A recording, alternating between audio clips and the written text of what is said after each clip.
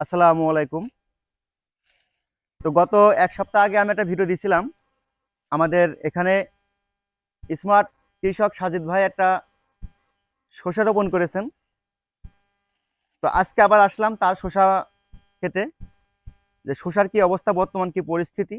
কারণ গত এক সপ্তাহ আগে আমি যখন এসেছিলাম এখানে, তখন কিন্তু গাছগুলো বেশ ছোট ছোট ছিল, কারণ তখন গাছের বয়স ছিল 1 মাস। এবং আজকে 1 মাস 7 দিন বয়স গাছের। তো এই 1 মাস 7 দিন বয়সে তার গাছের বর্তমান কি অবস্থা সেটা দেখার জন্য আর কি আসলে মূলত আজকে আসা। তো এই শসা জমিটা হচ্ছে, আগে একটু পরিচয়টা দিয়ে নিই। এটা হচ্ছে ঝিনাইদহ জেলা কোটচাঁদপুর থানার 1 নম্বর ইউনিয়ন সাবদালপুরের অন্তর্গত একটা মাঠের শসার বাগান।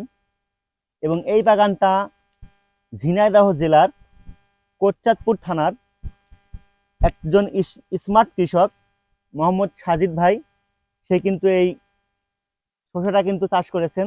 এবং তিনি কিন্তু এই শসা থেকে অনেক বাম্পার একটা ফলনের আশা করতেছেন।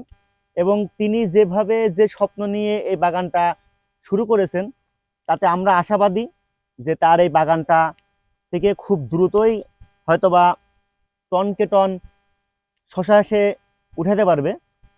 তো এখানে যেহেতু আমার এলাকাতেই প্রথম একজন স্মার্ট কৃষক, সে এই শসা চাষ করেছে এবং এগ্রোয়ানের হাত ধরে, এবং আমি এবং এগ্রোয়ান মানে মূলত আমার কাছ থেকে অল্প আমার চাষ দেখে এবং এগ্রোয়ানের পরিকল্পনায় সে কিন্তু এই চাষটা কিন্তু করেছেন। তো চলুন আমরা এখন কথা বলবো সাজিদ ভাইয়ের সাথে। এখন আপনি আসছিলেন 1 সপ্তাহ আগে। 1 সপ্তাহ আগে। তখন আপনি জালি দেখেছেন, হ্যাঁ, হ্যাঁ। ফুল ফোটালো না। না, না, ফুল ফুল আসেনি তখন। আজকে আজকে 3 দিন এই ফুল ফুটছে।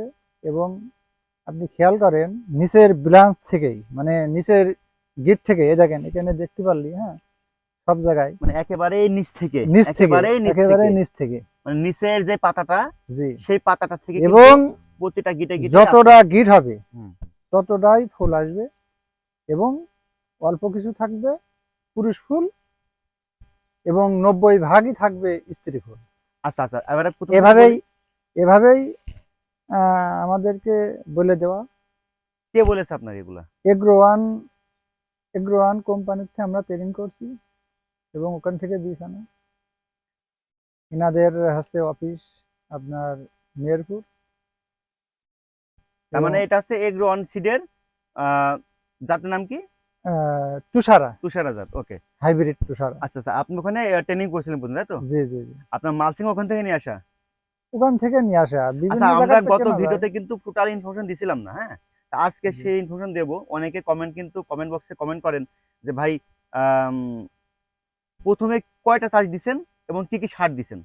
চাষ স্বাভাবিকভাবে আপনার 5টা কি 6টা এরকম দিছিলাম। মাটিটা যতই গুঁড়ো হবে ততই ভালো হবে। আচ্ছা, আচ্ছা। তারপর য- সার কি দিছিলেন লাস্ট চাষে নাকি লাস্টের আগে? আপনার হচ্ছে জৈব সার আপনার প্রথম চাষে চাষে আচ্ছা, এইসব পরে দিয়ে। আপনি আপনার যে সারের যে ফর্মুলা, এটা কি এগ্রন দিছিল? জি, জৈব সার না, এগ্রোয়ানের মানে ফর্মুলা। ফর্মুলাটা কি এগ্রন দিছিল? হ্যাঁ, জি, তার মানে ফর্মুলা। আপনার আর বলা লাগবে না। আমরা দর্শক যদি এইভাবে চাষ করতে চাই, তাহলে এগ্রনের সারের যে ফর্মুলা আছে বিঘা জি জি, প্রতি, শিডিউল অনুযায়ী। সেই অনুযায়ী দিলে হবে, তাই তো? জি জি। আচ্ছা, ওই- আচ্ছা, আচ্ছা, ঠিক আছে। এবং ওদের ওদের সবকিছু শিডিউল অনুযায়ী। ওকে, ওকে, ওকে। আর আপনার এই বীজের দাম কেমন ভাই? বীজ আপনার এটা আপনার 500 পিস থাকে। ওজন প্রতি প্যাকেটে? কটুক একটা প্যাকেটে 500 পিস গুনে গুনে থাকে। হ্যাঁ। ওজন কটুক এটা আমার প্যাকেট ওখানে আছে জানা নেই, কিন্তু 1150 টাকা।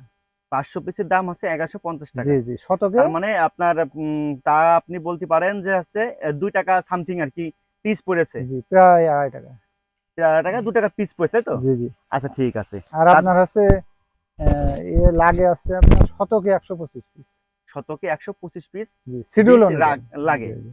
আর আপনি এটা কত হাত পর পর দিয়েছেন, এই যে এই গাছটা যে আপনি আপনি, রোপণ করেছেন? হ্যাঁ, এই যে দেখেন। এই যে এই একটা গাছ, জি জি। এই গাছ থেকে এই গাছটার এক দূরত্ব হাত, এক কতটুকু? হাত, এক হাত, 1 হাত, তাই 18 তো? ইঞ্চি 18 ইঞ্চি আপনি পর পর দিচ্ছেন। জি জি। আর আপনার যে মালচিং পেপার, এই মালচিং পেপারটা কত ফুটে মালচিং পেপার? এটা আপনার 3 ফুট, 3 ফুট, এবং বেড 2 ফুট। 3 ফিট হচ্ছে আপনার হচ্ছে মালচিং পেপার, জি জি। 2 ফিট হচ্ছে বেড। বেড। আর আপনি ড্রেন দিচ্ছেন কতটুকু? ড্রেন হচ্ছে আপনার 2 ফুট। ড্রেন দিচ্ছেন 2 2 ফিট, ফুট, তাহলে এই গাছ থেকে এই গাছের দূরত্ব 2 ফুট, 2.5 ফিট, তাই তো? 2 ফুট, এই গাছ থেকে এই ড্রেনের এই গাছ থেকে এই গাছের দূরত্ব হচ্ছে 2.5 2.5 ফিট। Foot, 2.5 fit. ওকে, ঠিক আছে। তো চলুন আমরা সামনে যাই, আপনার গাছের পরিবেশ পরিস্থিতি দেখি। তো আমরা কথা বললাম, তা এদিকে যে চারাগুলো দেখতেছেন, এই চারাগুলো কিন্তু সবগুলো কিন্তু এগ্রনের তুষারা।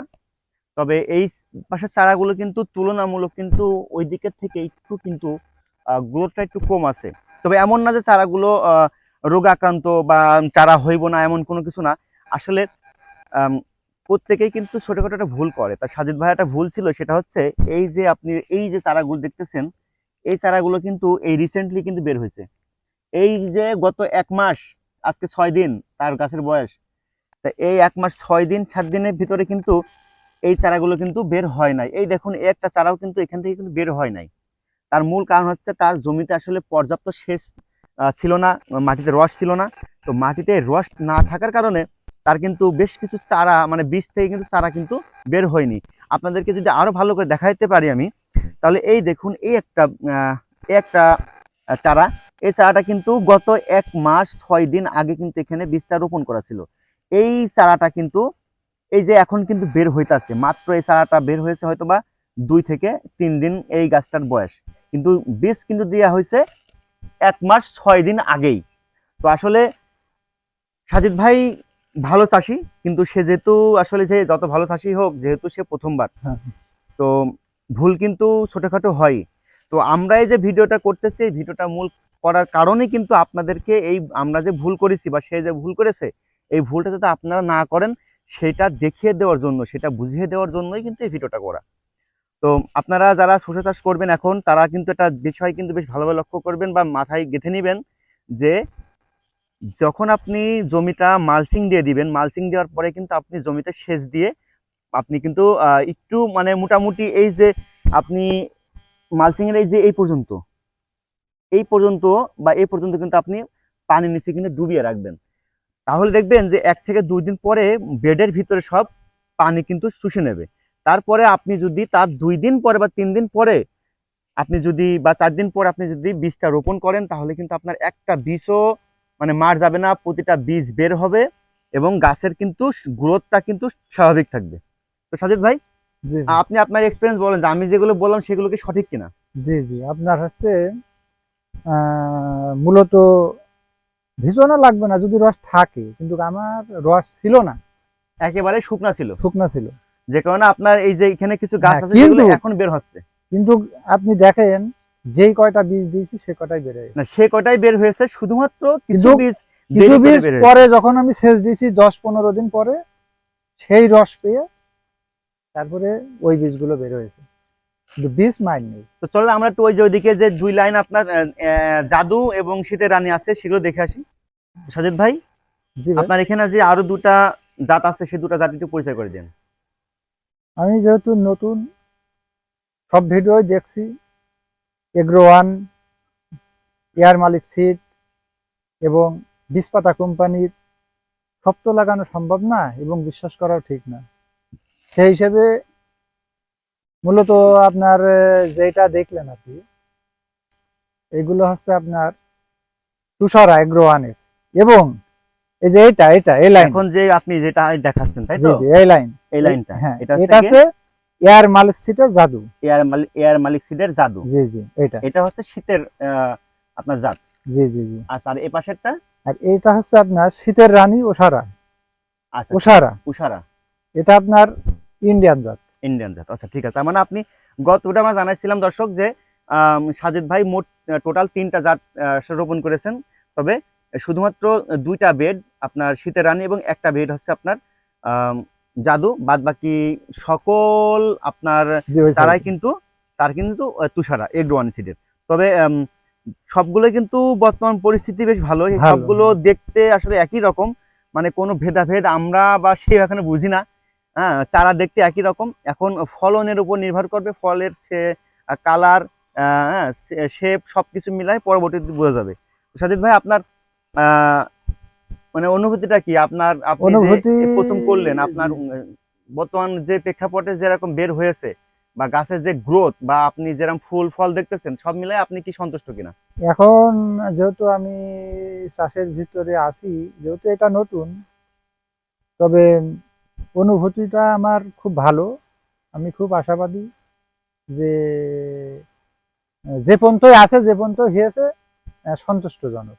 আচ্ছা, আপনি কি এক ধরনের শিডিউল স্প্রে ইউজ করেন? জি, শিডিউল স্প্রে। আপনার এক ধরনের শিডিউল স্প্রে কি আপনার আপনার শুরু থেকে আপনি দিতেছেন? জি, শুরুতেই আপনার কোন রকম কোনো মনে হইতেছে যে হ্যাঁ এক ধরনের শিডিউল স্প্রে ভালো, বা এক ধরনের শিডিউল স্প্রে সম্বন্ধে আপনি কিছু বলবেন? শিডিউল স্প্রে আমার এটা ভালো লেগেছে, একজন যদি না বোঝে তার জন্য খুব ভালো, এবং যে বোঝে তার জন্যও ভালো, কারণ নতুন নতুন একটু ঝামেলা হয়, সে কারণে তার মানে আপনি বলতেছেন যে যারা চাষি তারা চাইলে শিডিউল স্প্রেটা করতে পারে, করলে ভালো হবে, তাই তো? ভালো হবে। আচ্ছা, ঠিক আছে। তো দর্শক শুনলে আপনারা শিডিউল স্প্রে সম্বন্ধে। তো সবাই ভালো থাকবেন। আর অবশ্যই আমাদের জন্য দোয়া করবেন, চ্যানেলটা সাবস্ক্রাইব করবেন। আর যদি আপনাদের কোনো মতামত থাকে অবশ্যই কমেন্ট বক্সে জানাবেন। আর আমি স্ক্রিনে সাজিদ ভাই নাম্বারটা দিয়ে দেবো। যারা তার সাথে কথা বলতে চান তারা অবশ্যই তাকে কল দিবেন। তো সবাই ভালো থাকবেন, সুস্থ থাকবেন। দেখা হবে অন্য কোনো একটা ভিডিওতে। তো আল্লাহ হাফেজ, পরে আসসালামু আলাইকুম।